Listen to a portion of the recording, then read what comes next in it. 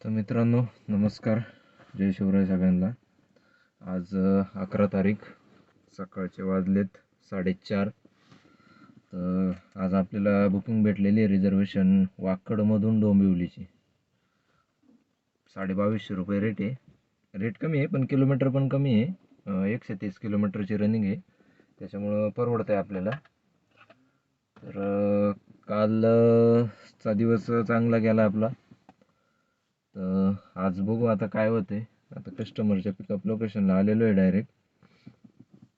आता रात्री मित्र गाडी घेऊन गेला होता, त्याच्या गाडीचं काहीतरी काम आहे निघालं म्हणून तो माझी गाडी घेऊन गेला होता. झाले त्याला पण लोकलला चांगले झाले 1,500 रुपये, 4-5 तासातच झाले त्याचे. तर बघू आता आपलं कसं होतंय काय. आता आपल्याला तर भेटली बा रिझर्वेशन रात्री 12 वाजताच भेटली आपल्याला. डायरेक्ट बा उबरनी नोटिफिकेशन दिली ती की बा आम्ही तुम्हाला संधी देतोय म्हणून, या संधीचा तुम्ही लाभ घ्या. आता उबर जरा थोडं ह्या हप्त्यात जास्त मेहरबान झालंय, जरा बऱ्यापैकी बुकिंग भेटायला लागले. नाहीतर आधी जरा ते रडवत होतं, पण हा हप्ता गेलाय बा आपला चांगला. तर बघू आता पुढं अजून ह्या हप्त्यातले. आता आजचा तर शनिवार, उद्याचा एक रविवार. उद्या जर एक भेटली तर मग आपला दिवस म्हणजे हा हप्ता चांगल्यापैकी जाईन. बघू आता काय होते. आता कालचा दिवस चांगलाच होता. काल आता ब्लॉग वगैरे आता तो अपलोड होईन म्हणजे झालाच समजा, कारण आता आज करतोय म्हटलं आज 9 वाजता तो अपलोड होणार ब्लॉग आपला. तर आपला हा ड्रॉप होईन काहीतरी 7:45ला. आज शनिवारी म्हटलं आज पण आहे चान्सेस बुकिंग लवकर भेटायची. तर बघू काय होतंय आता. आता सध्या रेट वाढीचं पण चाललंय. तर आता कालच सरनाईक साहेबांचं बघितलं स्टेटमेंट वगैरे. त्यांनी काय ते नियमावली तयार केल्यात. आता त्या नियमावलीत काय बरेच नियम टाकलेत त्यांनी, पण काही उपयोगी पण आहे, काही बिनकामाचे पण आहेत. पण अजून तर काही लागू केले नाही. तोपर्यंत बघू काय होते. आता माझ्यात वाचण्यात मी वाचलं बा त्यांचं स्टेटमेंट. त्याच्यात बुवा काही लई चुकीच्या टाकलेलं आहे त्यांनी. आता त्याच्यातला एक मुद्दा असा की ड्रायव्हरला फक्त 12 तासच ऑनलाईन राहता येणार, त्याच्यानंतर ऑटोमॅटिक ड्रायव्हर ऑफलाईन होऊन जाणार. आता 12 तास कसं करावं असं. ठीक आहे, समजा लोकलला एखादा व्यक्ती 12 तास करतोय, पण आमच्यासारखं जर समजा आउटला गेलं आणि जर आम्हाला 12 तास जर बुकिंगच नाही पडली, मग 12 तासानंतर आम्हाला जर ऑफलाईन केलं तर मग रिटर्नला बुकिंग कशी पडणार? तो पण प्रॉब्लेम आहे ना. आणि त्याच्यानंतर दुसरं एक त्यांनी सांगितलं आहे की लिहिलं होतं त्याच्यात, उद्या लागू होतंय नाही होतंय तो वेगळा भाग राहिला.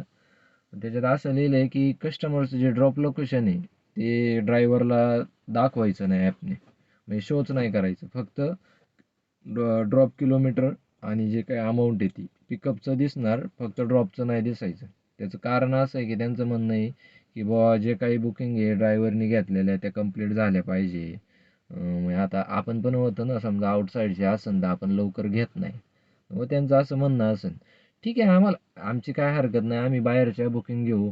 आता समजा आपण पार इकडं लवळे झालं, राजगुरुनगर खेड झालं, चाकण झालं, खाली मांजरी, हडपसर, फुरसुंगी, केसनन त्या साईडच्या आपण लांबच्या बुकिंग घेत नाही, कारण तिकडून आपल्याला पडत नाही. पण ठीक आहे, जर घ्यायला काय हरकत नाही. रेट जर वाढून भेटत असतील तर बुवा समजा आता उदाहरणार्थ आपण गेलो बा समजा राजगुरुनगरला बुकिंग घेऊन गेलो आणि तिकडून आपल्याला नाही पडली, तर बुवा आपण पार चाकण कुरोळीपर्यंत एमटी आलो तरी आपल्याला परवडणार, कारण रेट जर वाढून चांगला भेटणार असेल तर मग काय हरकत नाही ना जायला. तर असा नियम काढल्यात त्यांनी. बघू आता लागू कधी होते. 17 तारीख तर दिलेली आहे त्यांनी, मग काय होते आता त्याच्यावर बघू आपण. तर जाऊ द्या, आता तो पुढचा प्रश्न आहे. आता आपलं आजचं बघू कसं होते काय. आता मग डोंबिवलीत वगैरे गेल्यावर कशी बुकिंग परत रिटर्न वगैरे काय पडते तुम्हाला देतो मग पुढले अपडेट. तर मित्रांनो, सकाळी आपण जी डोंबिवलीची बुकिंग घेऊन गेलो होतो, तर आपल्याला तो ड्रॉप करायच्या आधीच एक 5 मिनटं परत वाकडची बुकिंग पडली होती. तर ड्रॉप झाल्यानंतर कस्टमरला कॉल केला की बा एक 10 मिनटं लागतील यायला, कारण आधी ऑलरेडी 5-6 मिनटं निघून गेले होते. म्हटलं कस्टमर कॅन्सल करतात का काय. पण लेडीज होत्या, त्या बोलल्या नाही या चालन दादा या तुम्ही लागू द्या 10 मिनटं. ते त्यांना तेच म्हटलं येतो मी, फक्त कॅन्सल नका करू. ते म्हटलं नाही नाही या तुम्ही, थांबते मी तोपर्यंत. असे कस्टमर भेटले की मग जरा बरं वाटतं. नाही तर काही जणांना कसं गाडी बुक केली म्हणजे लगेच पाहिजे, लगेच म्हणजे बुडाखालीच गाडी पाहिजे. काही जणांचं असं राहते. आता त्या दिवशी नाही का ते चाकणचे कस्टमर आणलेले, लगेच फोन, हां कितना टाईम लगेगा, आणि मग थोड्या वेळाने परत फोन, तुमची गाडी जागेवरच दिसती, गाडी अजून का नाही हालत. अरे बाबा, समोर 2 गाड्या एकमेकाला धडकल्या, त्यांनी रोड अडवलाय, कशी गाडी पास करणार तिथून आपण. सांगतोय त्यांना तरी ते माहिती मग तुम्हाला जर बुकिंग वेळेवर यायचं नसेल तर मग तुम्ही बुकिंग कशाला घेता, असं तसं. अरे बाबा मी सांगतोय काय, तू ऐकून तर घे ना. आणि काही असे पण असतात कस्टमर की हां चालन दादा या तुम्ही, 10 मिनटं नाही 12 मिनटं लागू द्या, 15 मिनटं लागू द्या, थांबतो आम्ही या म्हणतात. म्हणजे असे पण काही कस्टमर आहेत. जाऊ द्या, तो जसा असन आपण तसं त्याच्याशी वागायचं. तर आपल्याला ती रिटर्नला जी बुकिंग बस भेटली. आता रेट तर काय रेग्युलरच, इंटरसिटीमध्ये म्हटल्यावर तो काय रेट कमीच राहणार. पण आपल्याला काय मजबुरी आहे आपली, सॅडानची वाट नाही बघायला लागत, कारण आपल्याला मुंबईतून कधीच देत नाही सॅडान. कधीतरी उकून चुकून कधी देते, ज्यावेळेस बा गाड्यांची कमतरता आहे त्यावेळेस सॅडानची बुकिंग देतं आपल्याला. नाही तर मुंबईतल्या सॅडानच्या बुकिंग त्या मुंबईच्याच गाडीला भेटणार ते, जसं आपल्याला पुण्याच्या गाड्यांना पुण्यातून सॅडानच्या भेटतात तसं. तर मग आलो ती बुकिंग घेऊन. आपल्याला येताना घाटात जवळपास 30-40 मिनटाचा जाम लागला. कारण आज नेमका विकेंड आहे, शनिवार उद्या रविवार, त्याच्यामुळे मग लोक फिरायला निघालेले राहतात. आता ते विकेंडचं तर आपलं दरवर्षीचं आणि दररोजचं ठरलेलंच आहे, घाटा येताना जाम असतोच आणि जाताना पण ती स्कीम करायलाच लागल्या. आता काल नाही का आपल्याला जाताना सेम तसंच झालं. खालच्या ज्या गाड्या आहे मुंबईकडून पुण्याला येणार आहेत त्या दोन्ही लेननी सोडणार, आणि पुण्याकडून मुंबईला जाणार आहे त्यांना अडवून ठेवणार. ती सिस्टम चालूच केली त्यांनी परत. आधी मध्यंतरी आता बंद केली होती, पण आता परत चालू केली आहे तसं. तर झालं आपल्याला त्याचं काय रेट वगैरे त्या बुकिंगचा एवढा व्यवस्थित भेटला नाही. जाऊ दे चला. आता आपलं आज लवकर आलो, मी पुण्यामध्येच 11 वाजता पोचलो.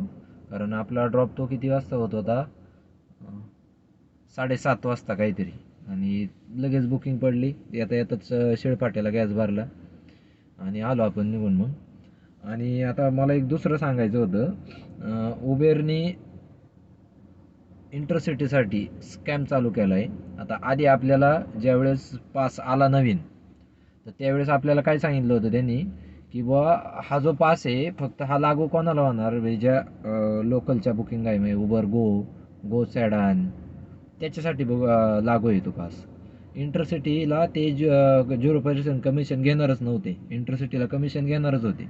मग इंटरसिटीला कमिशन घेणारे म्हटलं मग आपल्याला पास काय ॲक्टिवेट झाला पाहिजे ना, ॲक्टिवेट झालाच नाही पाहिजे पास. तर आत्ता सध्या म्हणजे आजचा 3रा का 4था दिवस आहे, कंटिन्यू 3-4 दिवस ते पासचे पैसे कट होतात इकडून जाताना. आणि ते पण स्कॅम काय चालू आहे अजून ते पण सांगतो. ठीक आहे, आता मी त्या दिवशी कॉल केला तर कस्टमर केअरला, तर ते काय बोलले, नाही इंटरसिटीसाठी पण आम्ही 0 कमिशन केले. पण 0 कमिशन केलंय त्याची अमाऊंट आपल्याला जी आहे ना, म्हणजे जे कमिशन उबेर आधी घेत होतं, मग ती जी अमाऊंट आहे, जर समजा आपल्याला 2,500 रुपयांनी बुकिंग पडली, आपल्याला दाखवले 2,500 रुपये, कस्टमरचं कलेक्शन किती राहते 2700 किंवा 2800 रुपये, म्हणजे जे 200 ते 300 रुपये जे कमिशन होतं त्याचं. तर आता त्यांनी सिस्टम काय केली माहिती का, काय स्कॅम चालू केला आहे, 2,500 रुपये आपल्याला दाखवल्यात ना, तर त्याच्यातलं आपलं नेहमीप्रमाणे टॅक्स कट होऊन आपल्याला तेवढी अमाऊंट येणार. पण जे उबेर कमिशन घेत होतं का, तर ते कमिशन काय केलं त्याने, तर ते कस्टमरला प्रमोशन देते तेवढ्या कमिशनचं. पुण्यातून जाताना कस्टमरला पूर्ण प्रमोशन देते, म्हणजे पूर्ण म्हणजे 200, 250, 300. आत्ताचे कस्टमर आणले त्यांचे 323 रुपये कमिशन, कालचे आणले त्यांचं काहीतरी 213 रुपये कमिशन. म्हणजे ते प्रमोशन कस्टमरला देते. मग याच्यात फायदा आपल्या 0 कमिशनचा काहीच नाही ना. मग त्यांनी पाचशे आपल्याकडून पैसे घ्यायलाच नाही पाहिजे. आपल्याकडून घेतोय पण आपल्याला जो रेग्युलर रेट आहे तोच देतोय ना. मग ते जे कमिशन आहे ते कस्टमरला तो डिस्काउंट देऊन ते कस्टमरचा फायदा करतोय. धड स्वतः ठेवत नाही आणि आपल्याला देत नाही, कस्टमरला मायनस करून देतोय. मग याच्यात फायदा कोणाचा आहे, फायदा याच्यात कस्टमरचा आहे. पास आल्यापासून त्यांनी अशी सिस्टम केली. आणि मुंबईतून जी बुकिंग घेऊन येतोय आपण, त्याच्यातल्या आता कालपर्यंतच्या बुकिंगला सेम सिस्टम केली ती बरं का.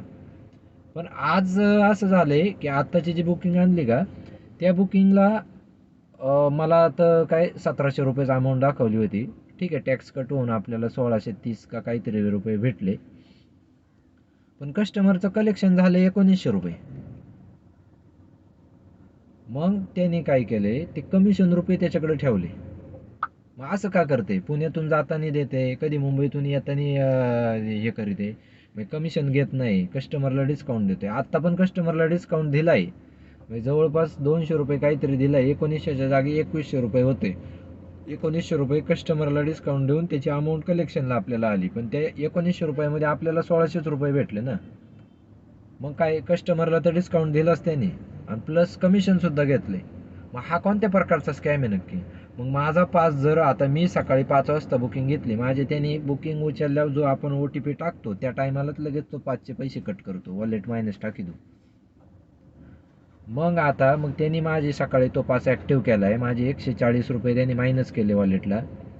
मग आता मला येताना मग त्यांनी परत कमिशन मला 0 द्यायला पाहिजे ना. जे त्याला घ्यायचं होतं कमिशन ते मग मला का नाही दिलं त्याने? 0 कमिशन म्हणतोय ना तो. मग असं का करतोय?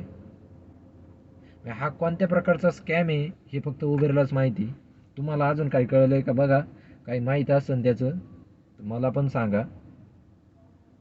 बघू आता काय, काहीच कळेना आता नक्की चाललंय काय उबरचं. आता आजची अपडेट अशी झालेली आहे की बुवा काल परवा जे काय परिवहन मंत्र्यांची मीटिंग वगैरे झाली, त्याच्यात बुवा त्यांनी सांगितलं होतं की बुवा जो कायदा येतोय ॲग्रिगेटरची जी पॉलिसी येते, तर ती पॉलिसी आज काहीतरी म्हणतात जाहीर झाली म्हणून. तर आता त्या पॉलिसीमध्ये काय काय सांगितलं, आता मी सकाळी सांगितलं मला त्याच्यातले फक्त 2 मुद्दे कळाले की बुवा एक ते काय 12 तासच फक्त ऑनलाईन ठेवायचं, आणि दुसरं एक त्याच्यात असं वाचण्यात आलं होतं की ते कस्टमरचं ड्रॉप लोकेशनचा उल्लेख नाही करायचा. आता अजून काय पॉलिसी आहे ते बघू. आता मी आत्ताशी जस्ट आलो आहे आता रूमवरती गेल्यावर बघू त्या पॉलिसीचं काय माहिती आली का काय अपडेट, तर ती पूर्ण वाचितो, त्याच्यात काय डिटेल आहे वगैरे तर ते बघू आपण. त्याच्यावर डिस्कशन करायला लागेल. कारण त्यांनी पण सांगितलं आहे की बुवा हे ज्या आपण ॲग्रिगेटर पॉलिसीत जे काही नियम वगैरे लावलेले आहे, तर त्याला पण अपील करायला चान्स आहे की बुवा याच्यातून तुम्हाला बुवा कशावर ऑब्जेक्शन आहे का. आता ते बघायला लागेल. आता हे 12 तासाचं आहे ना, याच्यावर आपल्याला ऑब्जेक्शन घ्यायलाच लागणार आहे. आणि प्लस ते हे कस्टमरचं ड्रॉप लोकेशन कळणार नाही आपल्याला, तो पण विषय आहे ना. कारण त्याचं ठीक आहे, आता रेट जर वाढवून देत असेल ना तर आपण कुठं जायला तयार आहे. पण प्रॉब्लेम काय होणार आहे माहिती का, एखाद्या आता ह्या ज्या फेक ट्रिपा होत्यात, आपलं कोणाला ड्रायव्हरला लूटमार वगैरे होती. जर समजा एखाद्या कस्टमरने आउटसाईडचे एखाद्या जंगला बिंगलाचा एरिया टाकला, ड्रायव्हरला कधी कळणार ते? ज्यावेळेस आपण बुकिंग ॲक्सेप्ट करून त्याचा OTP कस्टमरचा टाकणार, मग ते ड्रॉप लोकेशन येणार आपल्याला.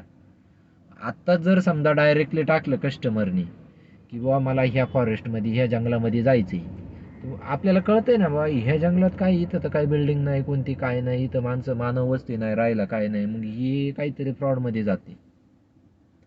तसं आपल्याला आधीच कळतंय ना.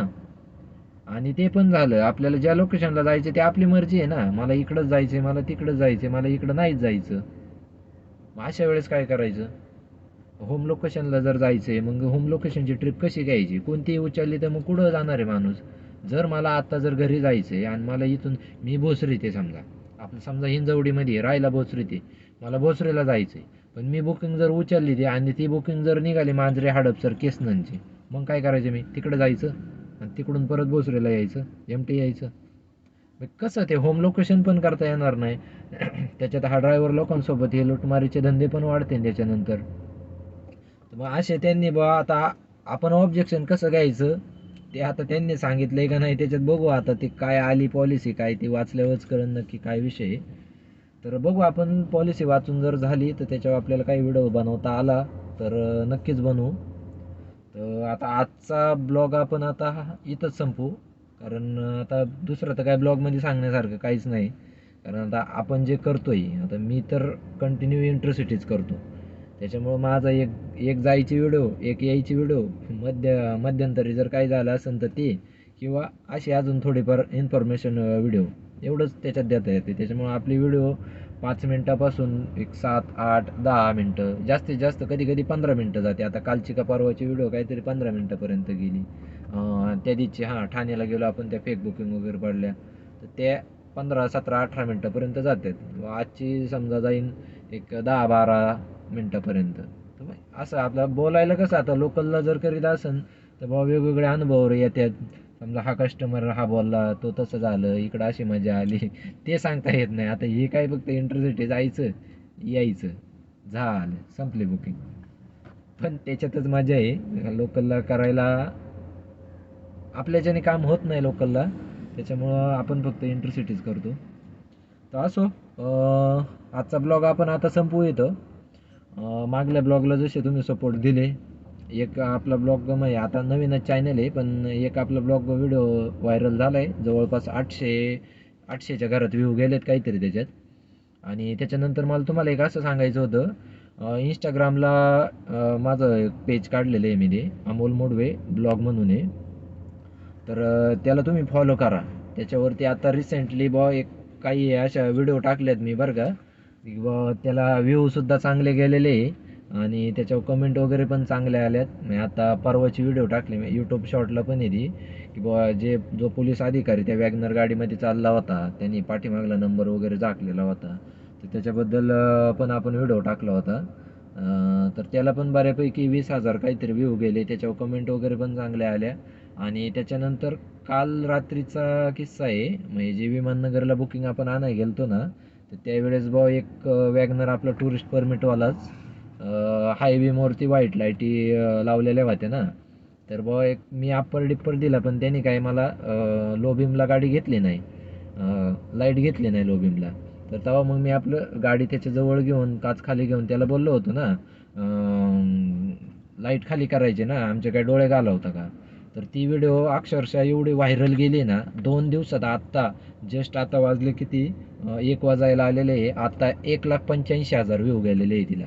आणि काहीतरी 1700-1800च्या घरात लाईक गेलेत, 200च्या जवळपास काहीतरी शेअर झालेले, आणि कमेंट पण भरपूर आलेले आहे, 50-60 कमेंट आलेले आहे त्याच्यावर. बरेच जण सांगतात आम्हाला पण असे त्रास होतात, याच्यावर काय करता येईल. मला 1-2 जणांच्या कमेंट पण आल्या की बाबा असाच व्हिडिओ बनवत जा, मग याच्यामुळं काय होतं, लोकांमध्ये थोडी जागरूकता येते. त्यांना बोललो आपण करत जाऊ. आणि एकाने कमेंट पण केली, हे असं टुरिस्ट गाड्यावाल्यावरतीच दादागिरी करता हे ते. म्हणलं भाऊ मी पण टुरिस्टवाला आहे, मी काय दादागिरी नाही केली, मी फक्त त्याला सांगितलं. तर त्याचं म्हणणं काय, तर मग तू हे बाकीचे जे मोठ्या गाड्या आहेत, थार गाड्या आहे ह्या त्या, त्यांना बोलून दाखव ना असं तसं, तिथं दम नाही का तुझ्यात. म्हटलं भाऊ माझ्या किती दम आहे ना, ते मी तुला आता इथून पुढल्या व्हिडिओमध्ये दिसन म्हटलं. तर आम्ही रेंज रोवरवाल्याला पण घोडे लावलेत म्हटलं. हायवेवाला असो तो कोणी असो, टुरिस्ट परमिटवाला असो किंवा प्रायव्हेट गाडीवाला असो, नाही तर अंबानीच्या अवलाद असो, त्याच्या लाईटीमुळे आपल्या डोळ्यांना त्रास होतोय, आपण त्याला बोललंच पाहिजे ना. आपण जाऊन त्याला काय मारहाण नाही करू शकत किंवा त्याची काचा फोडून टाक हे नाही करू शकत आपण. पण कमीत कमी सांगू शकतो ना, की बाबा तू जी लाईट ती लावतोय पण त्याच्यामुळे आम्हाला त्रास होतोय ना. लावली तर लावू दे, पण लो बीमला ठेव ना तू. तू सिटीमध्ये हाय बीमला ठेवतोय, हायवेला चाल ना. हायवेला पण त्याचा त्रास होतोय लई जणांचा. आता मी मुंबई एक्सप्रेस हायवेला चालवतो, तर पाठीमागून एवढ्या खतरनाक लाईटी मारित आहेत त्या आरशावर, सगळ्या आपला मिररवरती येतात, दोन्ही साईडच्या मिररवरती, आतल्या मिररवरती. लय प्रॉब्लेम होतो त्याचा, डोळ्यांना किती त्रास होतो त्याचा. काय आता याच्यावर आपण जास्त तर काय बोलू शकत नाही, पण सांगण्याचा प्रयत्न करू त्यांना की कमीत कमी सिटीमध्ये जरी चालले तर लो बीमला ठेवा ना तुम्ही. लावल्यात लावू द्या, पण लो बीमला ठेवा. तर तेच अशा प्रकारच्या मी टाकतोय व्हिडिओ त्याच्यावरती. आता ते पेज माझं जुनं होतं, त्याच पेजला मी नाव वगैरे आता माझं ब्लॉग म्हणून दिलं. आणि त्याच्यावर फॉलोवर पण माझे चांगले, आता 3,600च्या घरात जातील काहीतरी. त्याच्यामुळे व्ह्यू वगैरे मला चांगले येतात त्याच्यावर. तर तुम्ही मग ते इंस्टाग्रामच्या पेजला पण माझ्या फॉलो करा. त्याच्यामुळे त्याच्यात तुम्हाला कॉमेडीच्या पण भेटतील काही, इन्फॉर्मेशन व्हिडिओ पण आहेत. रीलमध्ये टाकतोय, कारण रीलचं प्रमाण कसं आहे व्हायरल होण्याचं जास्त राहते. इकडे यूट्यूबला पण शॉर्टला टाकतोय आपण, पण यूट्यूबचे शॉर्ट एवढे व्हायरल नाही होत. पण इंस्टाग्रामला कसे पब्लिक कंटिन्यू पडून राहतं ना, त्याच्यामुळं तिकडे जास्त व्हायरल होतात. आता सगळ्यात जास्त तो व्हिडिओ व्हायरल झाला माझा, नाही तर त्याच्या आधीचे एक 4-5 व्हिडिओ आहेत, त्याला 15,000, 20,000, एक 27 का 28,000 असे व्ह्यू आहे. मला वाटतं ही व्हिडिओ अजून पण व्हायरल जाईल, कारण अजून रनिंगमध्येच आहे. कारण काल रात्री चेक केली तेव्हा काहीतरी 70,000 होते. आत्ताच बघितली तर 1,85,000 व्ह्यू झालेले आहे तिला. अजून पण जाणार आहे ती, कारण चांगले वॉचमध्ये आलेली आहे ती व्हिडिओ. तर चालेल, तुम्ही फॉलो करा मला तिकडं. आपल्या यूट्यूबच्या चॅनलला पण सबस्क्राईब करा. व्हिडिओ वगैरे आपल्या लाईक करा, म्हणजे त्याच्यामुळं काय होतं, तुम्ही जास्त लाईक केल्या, त्याच्यावर कमेंट वगैरे केल्या तर यूट्यूबच्या आणि इंस्टाग्रामच्या अल्गोरिदमनुसार कसं त्यांना वाटतं की बुवा ही ह्या व्हिडिओमध्ये काहीतरी खास आहे, त्याच्यामुळे ती व्हिडिओ आपला उचलली जाते, त्याचे व्ह्यू वगैरे ऑटोमॅटिक ते रिकमेंड करतं दुसऱ्या लोकांना. तुम्ही बुवा लाईक शेअर वगैरे केले तर त्याच्यामुळे माझा पण फायदा होईल, मग मला फॉलोवर भेटतील, सबस्क्रायबर वाढतील माझे, त्याच्यासाठी करा. चालेल, ठीक आहे, आजचा ब्लॉग आपण संपवतो येतो. ठीक आहे, चला, धन्यवाद.